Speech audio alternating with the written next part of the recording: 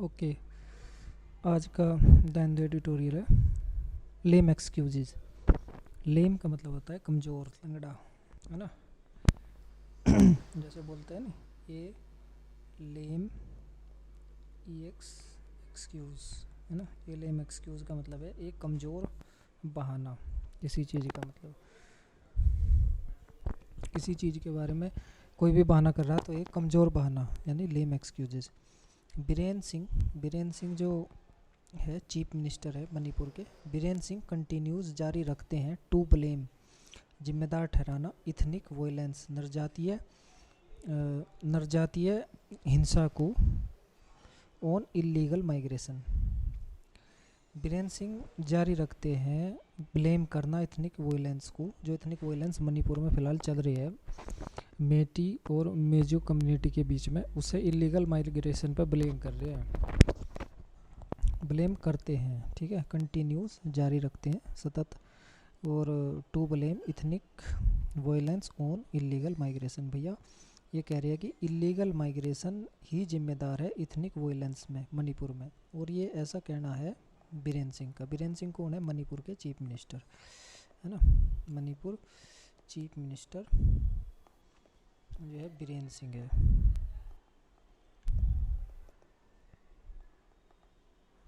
बीरेन सिंह का ऐसा कहना है। ठीक है, आगे देखते हैं। It has been over 3 years, it has been over 3 years, यह हो चुका है, ओवर माने ऊपर, 3 ईयर 3 साल से भी ज़्यादा से हो चुका है। क्या हो चुका है? सिंस, जब से, the coup d'état, d'état का मतलब है, कोप डी टैट का मतलब है कि सैनिक तख्ता पलट, जब से सैनिक तख्ता पलट हुआ तब से 3 साल से ज़्यादा का समय हो चुका। इन म्यांमार में, इन विच, जिसमें, द जुंटा यूजर्प्ड एब्सोल्यूट पावर, यूजर्प का मतलब वो हथियार लेना, ठीक है, जैसे हथियार लेना, यूजर्प करना, है ना। तो जुंटा वहाँ की एक मिलिट्री ऑर्गेनाइजेशन है, वहाँ की मिलिट्री को जुंटा कहा गया। तो जुंटा ने एब्सोल्यूट पावर को हथियार लिया। एंड अनलिस्ट, अनलिस्ट का मतलब है खोल दिया, अनलिस्ट चालू कर दिया, है ना। कोई चीज़ मतलब एकदम से शुरू कर दी, अनलिस्ट, अनलिस्ट। और क्या किया जुंटा ने? यूजर्प कर दिया एक तो एब्सोल्यूट पावर को, और दूसरा अनलिस्ट कर दिया, खोल दिया, सीवियर, सीवियर का मतलब है बहुत ही तगड़ा, रिप्रेशन, रिप्रेशन का मतलब है दमन, रिप्रेशन, रिप्रेशन का मतलब है दमन, सीवियर रिप्रेशन को शुरू कर दिया। इन ऑर्डर टू, इस क्रम में, इन ऑर्डर टू का मतलब है उनका ये उद्देश्य था, इस क्रम में, to clamp down on, clamp down on का मतलब है वही रिप्रेशन से रिलेटेड है। क्लैंप डाउन ऑन की दबा देना, क्लैंप डाउन ऑन दबा देना, एनी डिमांड, किसी भी मांग को, फॉर ए रिटर्न, जो मांग उठ रही रिटर्न वापसी बुलाने के लिए, to democracy, return to democracy मतलब वापस वहाँ की जो सिविलियन गवर्नमेंट, सिविलियन पॉपुलेशन है वो डेमोक्रेसी की वापस, डेमोक्रेसी की ओर वापस जाने की मांग कर रही, उस मांग को दबाने के लिए सीवियर रिप्रेशन खोल दिया वहाँ की जुंटा सरकार ने। और टोटल जो एब्सोल्यूट पावर थी, वहाँ की पार्लियामेंट्री पावर थी, उसे यूजर्प कर लिया, यानी हड़प लिया, है ना। ये मतलब है इसका। और या फिर मतलब एक तो मांग थी clamp down on any demand for a return to democracy, democracy की और वापसी की जो डिमांड थी उसे दबा दिया। और या फिर ग्रांटिंग मोर पावर, या फिर ग्रांट करो मोर पावर, ग्रांट का मतलब वो प्रदान करना, मोर पावर अधिक power, to the marginalised ethnic identities, और जो वहाँ की मार्जिनलाइज्ड का मतलब है हाशिए पर जो वहाँ की इथनिक आइडेंटिटीज़ थी उनके लिए और अधिक पावर की मांग उठ रही थी, उन्हें और अधिक पावर देने की मांग उठ रही थी, उसे भी क्लैंप डाउन ऑन कर दिया। Identities in the civil war, civil war prone country, और जो गृह युद्ध, प्रोन का मतलब वो कि जो अग्रसर हो ना, जो संभावित हो, मतलब कमज़ोर हो गया कोई चीज़, संभावित सिविल वार प्रोन कंट्री मतलब गृह युद्ध की संभावना वाली देश में, है ना। सिविल वार प्रोन, प्रोन यहाँ पे एक सफिक्स है, और ये प्रोन जिस चीज़ के जिस शब्द में जुड़ जाएगा यानी उस वर्ड की संभावना के बारे में बात करेगा, मतलब ऐसा होने की पूरी पूरी संभावना है, ठीक है। तो इसका ये मतलब है, ये जब से इसका पूरे कर देख लो एक बार क्या हुआ कि जब से जुंटा ने वहाँ के तख्ता पलट किया म्यांमार में, और उस तख्ता पलट में उन्होंने एब्सोल्यूट पावर को हड़प लिया और सीवियर रिप्रेशन को अनलिस्ट कर दिया in order to clamp down on, और इस क्रम में कि clamp down on any demand, यानी किसी भी डिमांड को दबाया जा सके जो मांग कर रही कि हमें डेमोक्रेसी की ओर लौटना चाहिए, उस एनी डिमांड को दबाने के लिए क्लैम्प डाउन ऑन कर दिया। या फिर ग्रांटिंग मोर पावर, और ये भी डिमांड उठ रही थी कि आप और अधिक पावर को ग्रांट करो मार्जिनलाइज इथनिक कम्युनिटीज़ को इस कंट्री में, सिविल वार प्रोन कंट्री में, है ना। इसका पूरे का यूँ मतलब है, 4 लाइनों का एक बड़ा सेंटेंस था, तो इसका पूरा यूँ अर्थ हुआ।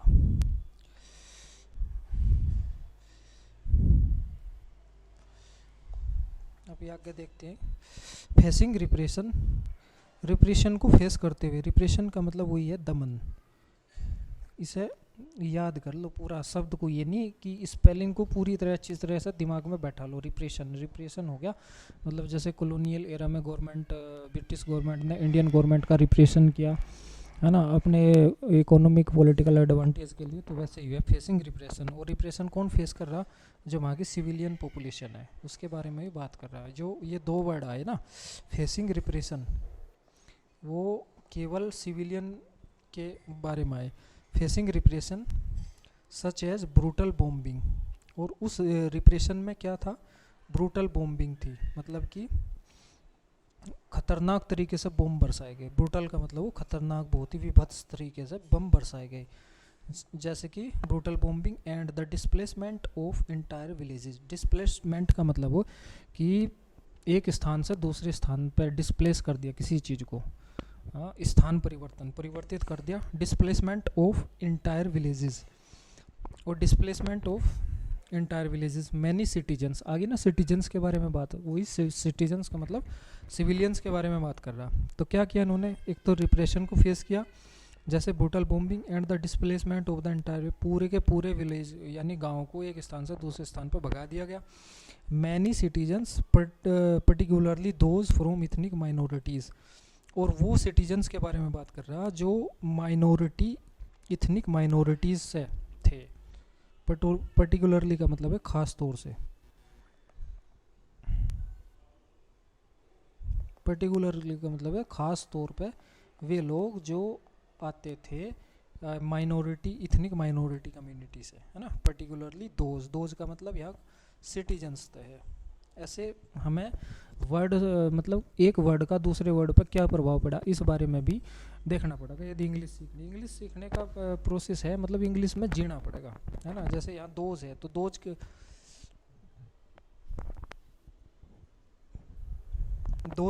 दोज किसके लिए आया, दोज आया सिटीजन्स के लिए, है ना। From ethnic minorities have sought refuge, जो ले चुके हैं रिफ्यूज, रिफ्यूज का मतलब शरण, शरण, है ना। रिफ्यूज का मतलब है शरण। Have sought refuge in neighbouring countries, neighbouring का मतलब हो आस पड़ोस वाली, नेबरिंग कंट्रीज का मतलब है आस पड़ोस वाली जो कंट्रीज है ना, आसपास की जो कंट्रीज है, जैसे चाइना, इंडिया, मलेशिया, इस टाइप की जो आसपास की कंट्रीज है, उनमें इन्होंने रिफ्यूज़ यानी शरण मांगी है, इंक्लूडिंग इंडिया, इंडिया को शामिल करते हुए।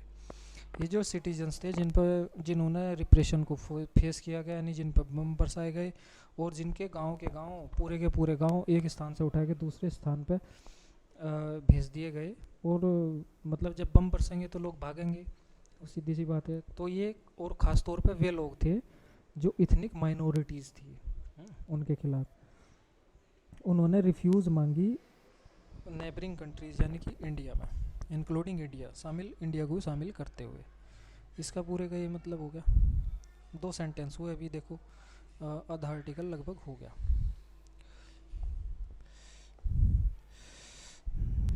अच्छा आगे कहाँ थे, many refugees from Myanmar Sagaing region. एक म्यांमार का सैगिंग रीजन है, मतलब इंडिया के पास में ही है, बॉर्डर के पास ही पड़े सैगिंग रीजन, और वहाँ से जो बहुत से शरणार्थी थे। एंड चीन स्टेट, और चीन स्टेट वहाँ का जो है चीन स्टेट है म्यांमार का, चीन स्टेट के have fled the junta's violent campaigns. वो जो जुंटा का हिंसक अभियान थे उनसे भाग गए। उन्होंने कहा हैव फ्लैड, भाग चुके हैं, the junta's violent campaign and headed to Mizoram and Manipur. वहाँ से भागे किस ओर, हैव फ्लैड, हेडेड, हेडेड का मतलब है की ओर, किसी चीज़ की ओर। जैसे ये एक बस खड़ी और ये यात्री यहाँ से बस की ओर भाग रहे, headed towards, headed towards, है ना। तो ऐसे headed to Mizoram and Manipur. जो चीन और सेंगिंग रीजन है, सेंगिंग रीजन और चीन स्टेट है, वो मणिपुर और म्यांमार के बिल्कुल बॉर्डर स्टेट के पास है। तो यहाँ जब रिप्रेशन हुआ तो ये लोग इधर को भागे, ऐसा कह रहा। वाइल इन मिजोरम, जबकि मिजोरम में, मिजोरम एक इंडिया का स्टेट है, वाइल इन मिजोरम रिफ्यूजीज, जो शरणार्थी थे, of chin ethnicity in particular, हाँ जो चिन स्टेट में रह रहे तो वो चिन इथनिसिटी कहे गए, है ना। जैसे पंजाब रीजन के लोग हैं, पंजाब स्टेट के लोग हैं तो उन्हें कहा गया पंजाबी, हरियाणा स्टेट के लोग हैं तो उन्हें कहा गया हरियाणवी, जैसे बिहारी स्टेट के लोग हैं उन्हें बिहारी कहा दिया। तो इस टाइप से महाराष्ट्र के मराठी। तो वैसे ही जो चीन स्टेट के लोग थे तो वो चिन इथनिसिटी में आ गए। तो while in Mizoram refugees of chin ethnicity in particular, खास तौर से चिन इथनिसिटी के, हैव बीन ट्रीटेड फेवरेबली। और म्यांमार जो क्षेत्र है, म्यांमार में जो ये चिन इथनिसिटी के लोग थे उनके साथ अच्छा व्यवहार किया जा रहा है। बीन ट्रीटेड, ट्रीट का मतलब वो बर्ताव करना, फेवरेबली का मतलब है अच्छे से, उनके फेवर में। With the Mizo people regarding them as ethnic brethren, और इसके साथ अच्छा व्यवहार तो किया ही जा रहा, और साथ में ये भी बात कह रहा with the Mizo people, Mizo people और रिगार्डिंग देम, उन्हें मानते हैं। रिगार्डिंग देम का मतलब है यहाँ मानते हैं।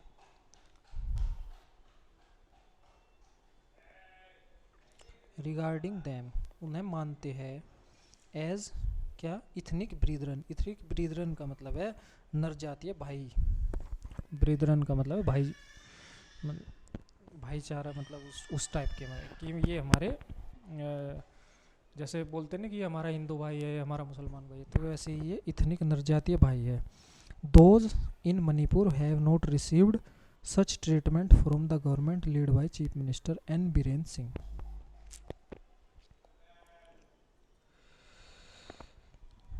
While the Mizoram refuse of Chin community have been treated favorably with the Mizoram people regarding them as ethnic brethren, those ये वो और ये इथनिक ब्रीदरन जो मानने गए ना यहाँ के लोगों के द्वारा, ये वे लोग हैं मणिपुर में, have not received such treatment from the government, लेकिन ये वे लोग हैं जो फेवरेबल ट्रीटमेंट इन्हें मिला यहाँ के मणिपुर के लोगों द्वारा, वो ऐसा ट्रीटमेंट उन्हें गवर्नमेंट के द्वारा नहीं मिला। Such treatment from the government led by, और जिस गवर्नमेंट का नेतृत्व कर रहे chief minister N Biren Singh, है ना। इतना है, समझ लो, आसानी है तो कोई नहीं। N Biren Singh, Manipur has continued to conflict the issues, Manipur has continued, Manipur has continued, continues का मतलब जारी, लगातार कर चुका है, टू कन्फ्लिक्ट का मतलब मिलाना, दिस इश्यूज, द इश्यूज, इस इश्यूज को कन्फ्लिक्ट मिलाना जारी रख चुका है। Related to the refuge fleeing Myanmar, जो रिफ्यूज से रिलेटेड है और वो जो म्यांमार से भागे हुए हैं, है ना। फ्लीइंग म्यांमार, म्यांमार से भागते हुए जो रिफ्यूजीज है उनके इश्यू को लगातार जोड़ रहे हैं, किस चीज़ से, विद, अभी आगे बताएगा, with that of cross border drug trade. तो जो क्रॉस बॉर्डर ड्रग ट्रेड है उस इश्यू के साथ ये इन लोगों को जोड़ रहे हैं। Continue to conflict the issues with related to the refuge, जो रिफ्यूजीज से रिलेटेड इश्यूज है उन्हें मणिपुर लगातार क्रॉस बॉर्डर ड्रग ट्रेड से जोड़ते हुए आ रहे हैं, ऐसा समझ लो। Ever since the ethnic violence between the Kuki Zo community ever since the ethnic violence between the Kuki-Jo community and the majority Meitei community last years. ever since का मतलब जब से जो इथनिक वायलेंस हुआ, नरजातीय हिंसा हुई, इथनिक का मतलब है नरजातीय और वायलेंस का मतलब है हिंसा, जो इथनिक वायलेंस हुआ बिटवीन किस किस के बीच में, Kuki Zo community and the majority Meitei community. यहाँ मेजोरिटी में है मेटी कम्युनिटी, तो इसके बीच जो इथनिक वायलेंस है लास्ट ईयर, पिछले साल की बात है। This refrain by the Manipur government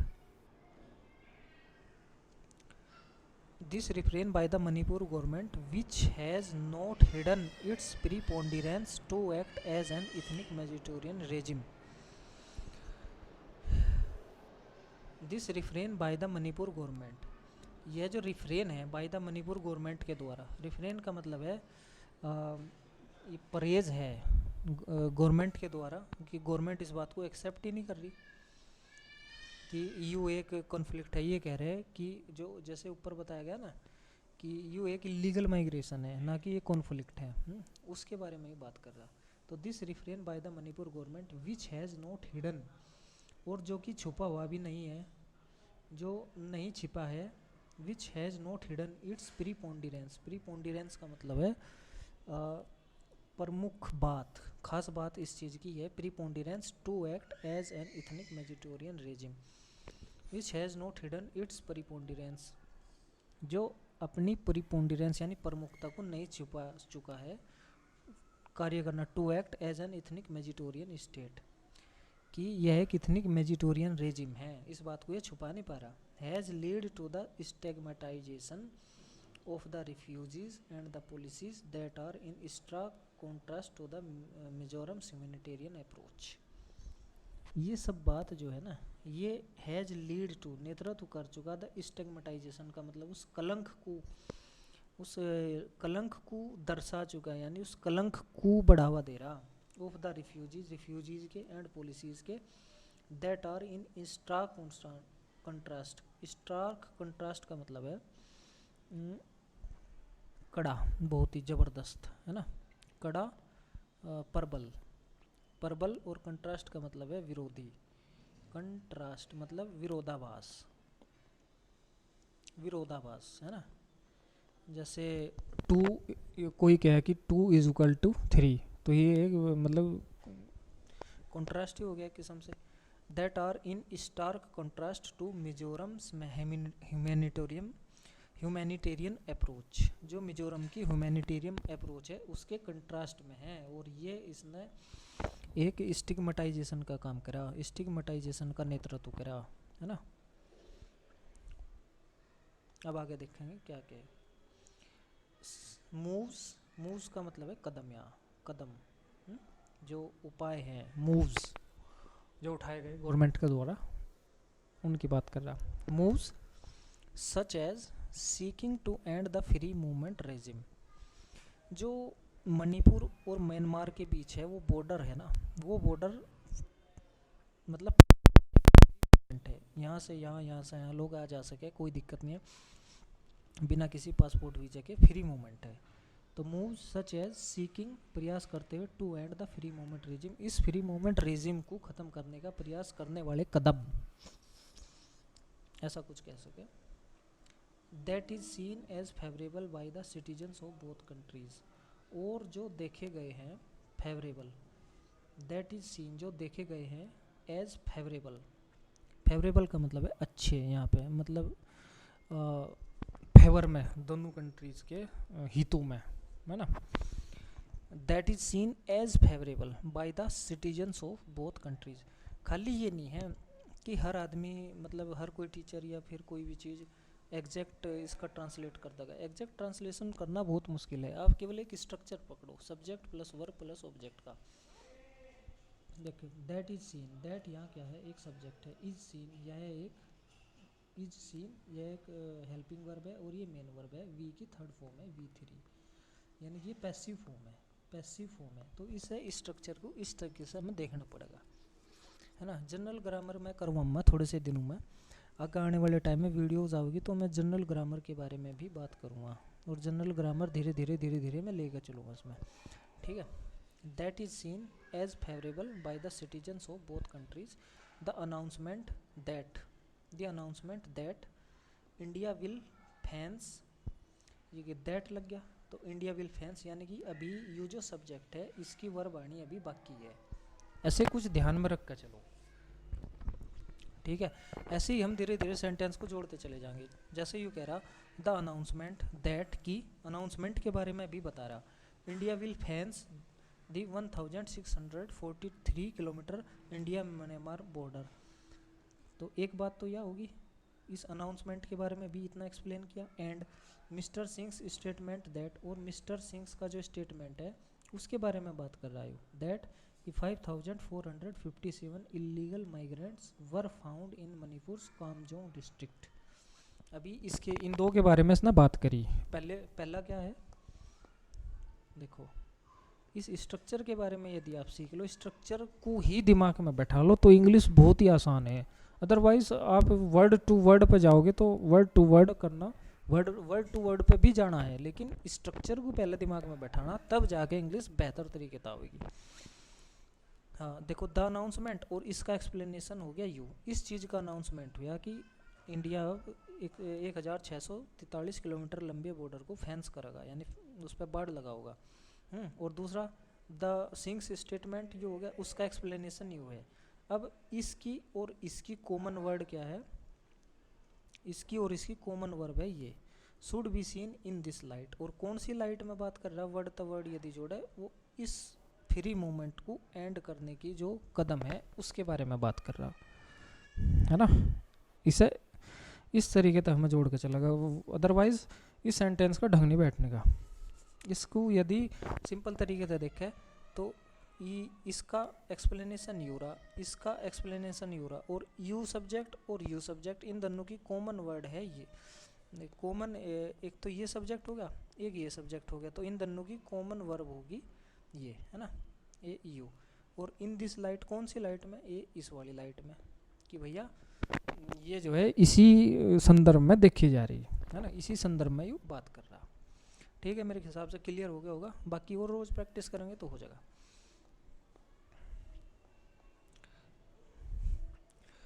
the chief minister has repeatedly maintained that, the chief minister has कर चुका है रिपीटेडली, रिपीटेडली का मतलब है लगातार, यानी बार बार वो इस बात को कह रहा। मेंटेन्ड का मतलब हो वही कहना, मेंटेन किया, वो लगातार अपनी बात को रख रहे हैं। क्या कि द कॉन्फ्लिक्ट जो विवाद है, which has killed, you which जो आया यू कॉन्फ्लिक्ट के लिए आया, विच हैज़ किल्ड जो मार चुका है मोर देन 220 पीपल, जो 220 पीपल को लोगों को मार चुका, और डिस्प्लेस्ड ओवर 50,000 पीपल, और 50,000 पीपल को एक स्थान से दूसरे स्थान पर भेज चुका, यू कॉन्फ्लिक्ट जिसके बारे में बात कर रहे। And resulted in injuries to 1000, और परिणामित हुआ 1000 लोगों की इंजरीज में। बिसाइड्स, इसके अलावा creating a siege mentality among the Meitei and the Kuki Zo communities, इसके अलावा क्रिएटिंग करते हुए ये सीज्ड मेंटालिटी का मतलब है कि ना तो वे लोग सीज फायर करना चाह रहे, ना ये लोग सीज फायर करना चाह रहे, मतलब कि दोनों लोग समाधान नहीं चाह रहे, बस मरने मारने पर उतारू है। इस मेंटालिटी को सीज कर चुके हैं। और किन लोगों के बीच में, अमोंग आ गया, the Meitei and the Kuki Zo community, Kuki-Zo और मेटी कम्युनिटीज़ के बीच में ऐसा मेंटालिटी है, उसे सीज कर दिया। तो ये जो एक कंसिक्वेंसेस है जो चीफ मिनिस्टर ने मेंशनड करा, मेंटेन्ड की, यह बात तो उसने मेंटेन्ड करी।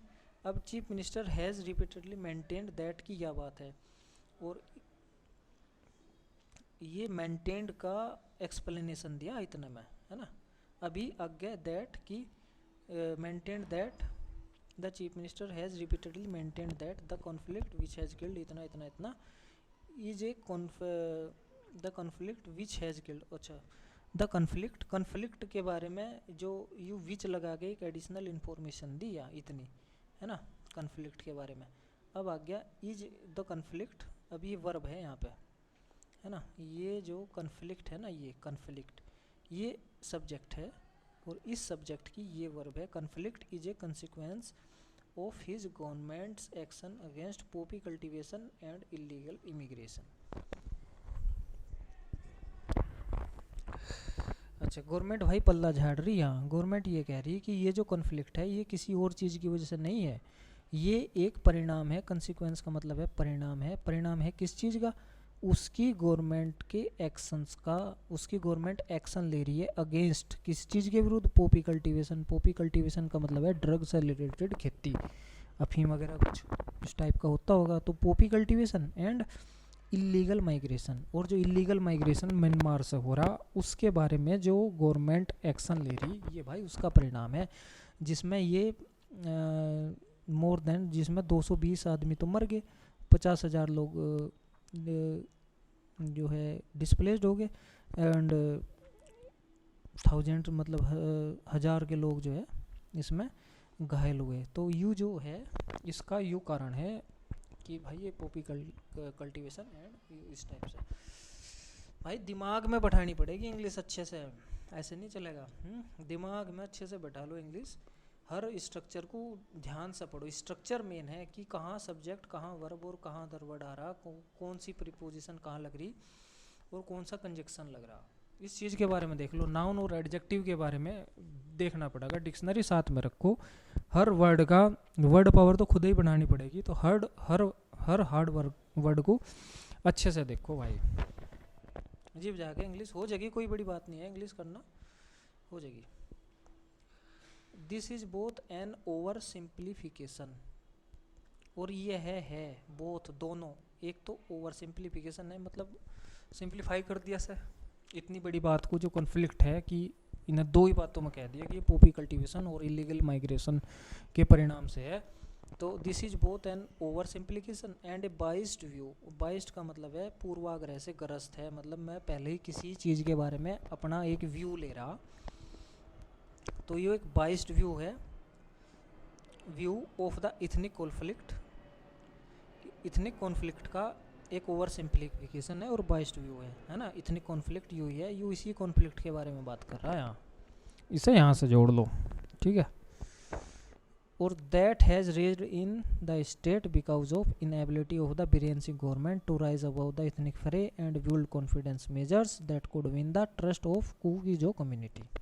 इतनी बात आ गई। कहाँ थे? हाँ, that has raged in the state, और जो रेज कर चुका है स्टेट में, क्या कर सके, रेज्ड का मतलब वो जो पूरे स्टेट को रोंद चुका, रोंद दिया, मतलब that has raged in the state because of inability of the Biren Singh. Inability का मतलब है अदक्षता, अदक्षता है ना, अदक्षता। तो inability of the which has raged the inability of the Biren Singh government to rise. Rise का मतलब ऊपर उठना, इथनिक फ्रे, फ्रे का मतलब है वही लड़ाई से रिलेटेड है ना, इथनिक फ्रे। तो ये जो बीरेन सिंह गवर्नमेंट है वो इथनिक फ्रे से ऊपर नहीं उठ पा रहे,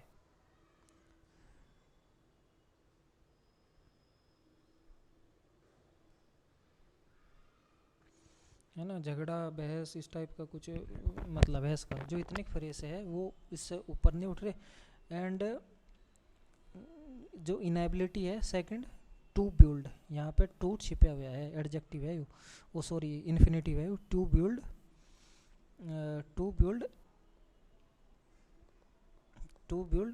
कॉन्फिडेंस मेजर्स। और कॉन्फिडेंस के जो उपाय है उसे करने में इनएबिलिटी है किसकी? बीरेन सिंह गवर्नमेंट की। That could win the trust of the Kuki Zo community, क्योंकि कूकीजो कम्युनिटी है माइनॉरिटी में है, तो इसलिए वो उसके कॉन्फिडेंस को विन नहीं कर पा रहे।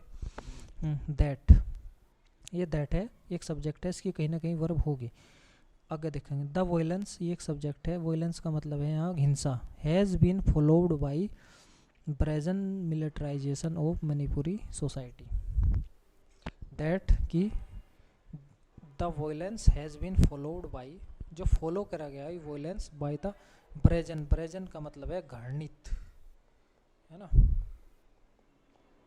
घृणित बहुत ही बुरा, घृणित मिलिट्राइजेशन, मिलिट्राइजेशन वही मिलिट्रीकरण करना, सैनिकीकरण करना वो मणिपुर सोसाइटी का, यानी कि इस वॉयलेंस के बाद जो मणिपुर सोसाइटी है वो पूरी तरह से सैनिकरण कर दिया गया, इसका सैनिकरण हो गया उसका ऑफ मणिपुरी सोसाइटी।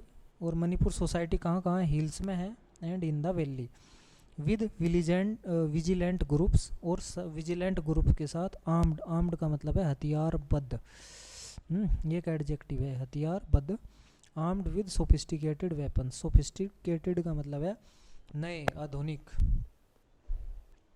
सोफिस्टिकेटेड, इस सोफिस्टिकेटेड को दिमाग में बैठा लो अच्छे से, मतलब इसकी मीनिंग, जो भी कोई पूछे ना कि सोफिस्टिकेटेड, तो सोफिस्टिकेटेड की एकदम स्पेलिंग दिमाग में आ जानी चाहिए।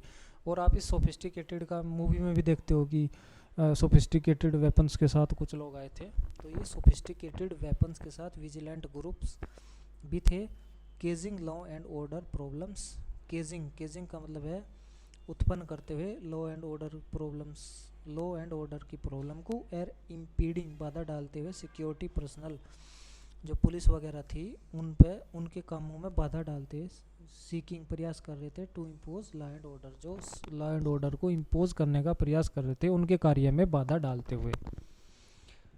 रिफ्लेक्ट्स, देखो ये आ गया ना रिफ्लेक्ट्स, और ये रिफ्लेक्ट्स जो वर्ब है ये किसकी है, ये इसकी है, इस दैट की है ना, ऐसे ध्यान रखना कि दैट ये यहाँ आ गया था एक, लेकिन ये फिर सेंटेंस यहाँ से शुरू हुआ दैट, और फिर ये एक्सप्लेनेशन दिया इसने पूरा इतना, और फिर यहाँ इसने एक वर्ब दी ये वाली, है ना, इसे देख लो पूरा, that reflects even more poorly on the government, और ये गवर्नमेंट पे बहुत ज़्यादा बुरी तरीके से रिफ्लेक्ट कर रही है गवर्नमेंट को, मतलब कि और ज़्यादा बेइज्जती हो रही गवर्नमेंट की, भैया आप ये सब कर रहे, है ना, more reflects more poorly on government, और बुरी तरीके से और कमज़ोर तरीके से गवर्नमेंट पे रिफ्लेक्ट कर रही है बातें, है ना। आगे देखते हैं क्या है, more reflects on the government unless, जब तक कि देयर इज ए चेंज, जब तक कि यहाँ एक परिवर्तन नहीं होता, परिवर्तन नहीं आता, बोथ इन अप्रोच, अप्रोच में, अप्रोच का मतलब है सोचने वोचने के तरीके से, approach, APPROACH, approach, both in approach and in leadership, और यहाँ का जो नेतृत्व है ना, जो चीफ मिनिस्टर है उसकी अप्रोच में और उसकी लीडरशिप में जब तक चेंज नहीं आता, इन मणिपुर, मणिपुर में, and the way it has treated the conflict, और उस वे में, जिस वे में इसने कॉन्फ्लिक्ट को ट्रीट किया, ट्रीट करना मतलब है संभाला, है ना, उस वे में जिसमें कॉन्फ्लिक्ट को संभाला, the situation will continue to fester, तो यह जो सिचुएशन है वो जारी रहेगी, फेस्टर का मतलब है सड़ना जारी रहेगी, जब तक कि ऐसा परिवर्तन नहीं होता, कैसा परिवर्तन, चेंज इन अप्रोच और लीडरशिप में मणिपुर में, and the way it has treated the conflict, और उस वे में, जिस वे में इसने कॉन्फ्लिक्ट को ट्रीट किया, तो तब तक ये जारी रहेगी सिचुएशन। तो आज वैसे एक द हिंदू में एक आर्टिकल छप रहा, बहुत ही मज़ेदार आर्टिकल है, तो आप इसे पढ़ें अच्छे से, और ठीक है, तो आज का आर्टिकल यहीं समाप्त करें, कल बात करेंगे।